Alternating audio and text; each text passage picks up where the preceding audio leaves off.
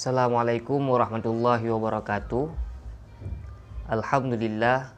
Allahumma salli wa sallim ala sayyidina Rasulillah Sayyidina Muhammad ibn Abdillah wa ala alihi wa sahbihi wa mawala. Amma ba'. Saudaraku yang seiman dan seagama, di pertemuan kali ini kita akan menjelaskan sedikit masalah antara masa lalu, masa sekarang, dan masa yang akan datang. Nah, banyak di antara kita hari ini yang mengeluh betapa buruknya masa lalu dan bagaimana nantinya dengan masa yang akan datang. Justru ini yang harus kita pertimbangkan, antara masa lalu, masa sekarang, yang nantinya akan menjadi penentu di masa yang akan datang. Sebenarnya tak ada masa lalu yang harus engkau sesalkan, dan pula tak ada masa depan yang harus engkau khawatirkan. Nah, masa lalu sebagai pelajaran untuk masa sekarang, dan kehidupan di masa sekarang adalah penentu bagaimana nanti di masa yang akan datang. Jadi kita hidup hari ini di dunia sebagai perantau.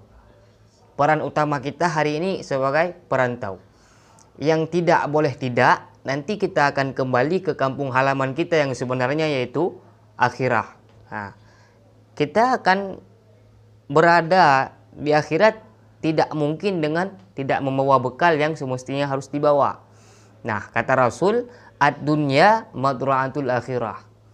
Dunia sebagai tempat untuk mengumpulkan bekal, untuk bercocok tanam, sebagai bekal dan hasil yang akan kita bawakan nanti ke kampung halaman kita yang sesungguhnya, yaitu akhirat. Nah, namun hari ini sudah berapakah umur yang kita habiskan di dunia, yang mungkin umur tersebut hanya terbuang sia-sia? Ini yang perlu kita renungkan dan harus kita pikirkan. Nah, bayangkan seandainya saat kita pulang ke akhirat nanti tidak membawa bekal apa-apa, naudzubillah, tak ada waktu, tak ada sedetik pun waktu yang Allah izinkan untuk kembali lagi ke dunia. Ya Allah, saya ingin minta waktu, ya Allah, semenit saja untuk pulang ke dunia, untuk mengumpulkan bekal. Maksud mengumpulkan bekal di sini yaitu ingin menjalankan segala perintah Allah Subhanahu wa taala tanpa kelalaian yang hari ini mungkin sudah kita lakukan. Nah, makanya perlu sesekali untuk mengintrospeksi dan merenungkan apa yang sudah kita perbuat hari ini. Nah, maka oleh karena demikian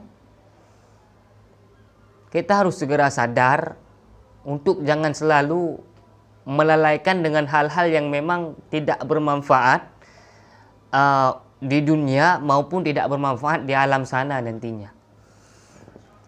Karena itu akan berefek terhadap diri kita sendiri. Nah, di dalam kitab Majalisus Saniyah, di hadis yang ke-12, di situ dijelaskan, i'radillahi ta'ala anil abdi istighaluhu bima la yu'ni. Berpaling, tanda berpalingnya Allah Ta'ala dari seorang hamba. Hamba tersebut berbimbang, dia lalai dalam perbuatan yang lara. Nah, bayangkan saat Allah Subhanahu wa taala berpaling dari kita hamba, sedangkan kita adalah hamba yang begitu hina. Allah pemilik kita hari ini, Allah yang sudah mengatur rezeki, Allah yang sudah memberi kita kemewahan, dan Allah pula yang sudah memberi kita kesehatan yang lebih utamanya. Nah, dari itu semua, apakah kita mengambil pelajaran di saat kita melakukan hal-hal yang dapat Allah Subhanahu wa taala berpaling dari kita semua? Bahkan dalam riwayat yang lain, di dalam kitab Ayyuhal Walad, agak sedikit berbeda matan hadisnya, namun di dalam syarahan Ayyuhal Walad dijelaskan makna i'rad di situ ada berrahmah. Maksudnya Allah Ta'ala tidak lagi memandang kita hambanya sebagai dengan pandangan rahmah. Nah, artian kata, Allah tidak lagi sayang kepada kita hamba, Allah tidak lagi perhatian kepada kita hamba. Nah, bayangkan hari ini seandainya Allah Subhanahu wa taala tidak lagi perhatian, tidak lagi sayang terhadap hambanya. Nah, naudzubillah. Dicabut iman yang ada di dada, hilang kepercayaan terhadap Allah Subhanahu wa taala, jiwa bimbang, tak tahu entah kemana, pikiran pun kita akan gundah gulana. Itu Allah yang tidak lagi perhatian sama kita.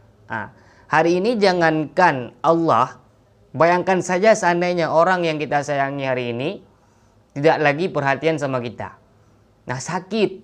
Oleh karenanya kita hari ini yang masih Allah berikan kesempatan, masih Allah berikan kesehatan, mari kembali kepadanya untuk beribadah dan bertaubah untuk melakukan hal-hal ibadah seikhlas mungkin yang bisa kita kerjakan. Karena tujuan hidup di dunia tak lain dan tak bukan hanyalah untuk menyembah Allah Subhanahu wa taala. Nah, dengan berbuat baik, dengan beribadah kepada Allah, itulah yang nantinya akan membantu kita di yaumil qiyamah kelak. Memperbanyak amalan salih. Nah, karena itu yang akan menjadi sebagai penolong dan penerang kalau di alam barzakh dan penolong di alam qiyamah kelak. Jadi kita sebagai perantau jangan menanam tanaman yang menjadi simalakama yang dapat merusak dan meracuni semua tanaman-tanaman yang memang sudah kita tanam di dunia, yang nantinya dengan simalakama itulah tak akan bisa kita petik hasilnya dengan kepuasan di yaumil qiyamah sana. Nah, jadi dan apalagi Allah hari ini sudah, kita hidup di dunia sudah ada garis kehidupan yang tak bisa kita hindari. Nah, semuanya kita hari ini sudah divonis mati. Tinggal menunggu saja kapan kita dieksekusi. Jadi sebelum datangnya sakratul maut itu, karena tidak ada yang tidak mungkin, tidak ada yang tidak akan mati, semuanya akan merasakan kematian. Ainama takunu yudrikumul maut walau kuntum fi burujim musyayyadah. Semuanya akan mati. Maka oleh karenanya, dan itu walaupun kita bersembunyi di tempat yang sangat tidak mungkin untuk ditemui oleh manusia, tapi Allah yang Maha Kuasa, semuanya akan mati dan kita akan dieksekusi untuk kematian tersebut. Hanya tinggal menunggu waktunya saja. Nah, sebelum waktu itu tiba, mari sama-sama kita untuk bertaubah, melupakan masa lalu yang begitu suram demi indahnya masa depan yang akan kita bangun nantinya. Seandainya lembaran masa lalu belum sanggup untuk engkau tinggalkan, kita hari ini hanyut dengan perasaan yang sedih, hanyut dengan perasaan yang begitu mengundahkan jiwa saat memikirkan masa lalu, maka kita tak akan pernah bisa membuka lembaran baru dengan cerita baru yang bahagia. Karena karena lembaran masa lalu yang selalu menghantuimu sehingga engkau tak bisa membuka lembaran baru, maka engkau akan terkurung di masa lalumu itu, dan engkau tidak akan pernah melihat secercah cahaya masa depan yang begitu indah, masa depan yang begitu tenang. Maka caranya lihatlah masa lalu itu sebagai pelajaran, sebagai pengalaman untuk menjadi pelajaran di masa sekarang, dan untuk demi meraih masa kebahagiaan di era yang akan datang.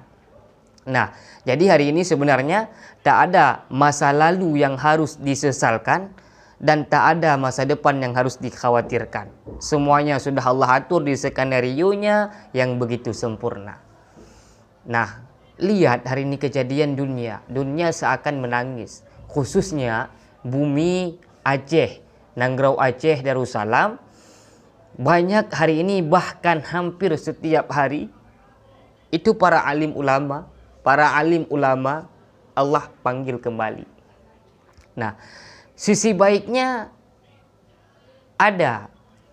Karena sebuah rumah, saat kita ingin merobohkannya, ingin merobohkannya, kita akan memisahkan dulu barang-barang yang berharga. Misalnya seperti emas yang ada di lemari, seperti lemari kaca yang memang harus dipindahkan, ataupun tempat-tempat penyimpanan barang berharga itu harus dipindahkan dulu, baru rumah itu dirobohkan.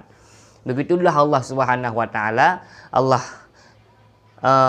pindahkan dulu para alim ulama, setelah itu baru Allah robohkan ini dunia bersama kita semua hari ini yang memang tidak tahu apa-apa. Jadi oleh karenanya mari sama-sama kita sadarkan diri. Banyak hari ini orang yang begitu luar biasa merintihkan, yang sangat luar biasa hari ini menampakkan kesedihannya di sosial media. Aceh telah berduka. Dunia sedang menangis karena kepergiannya para ulama. Tapi yang menjadi pertanyaannya hari ini, kenapa banyak orang yang meratapi itu semua di sosial media dan bahkan di mulutnya saja? Sebenarnya bukan itu yang harus kita tangisi. Bukan kepergian mereka para ulama yang harus kita tangisi, tetapi kealpaan kita yang tidak pernah menghadiri majelis ilmu para alim ulama, itu yang sebenarnya harus disesali. Maka mari merubah diri kita hari ini, mengupgrade dari diri yang dulu kepada diri yang sudah 2021 ini, agar menjadi pribadi yang lebih baik, pribadi yang mengenal Allah Subhanahu wa taala, pribadi yang sudah bertaubat, dan pribadi yang harus beribadah kepada Allah Subhanahu wa taala. Maka hanya sekian yang dapat kami sampaikan. Mohon maaf atas segala kekurangan. Terima kasih atas segala perhatian. Hasbunallah wa ni'mal wakil. Wassalamualaikum warahmatullahi wabarakatuh.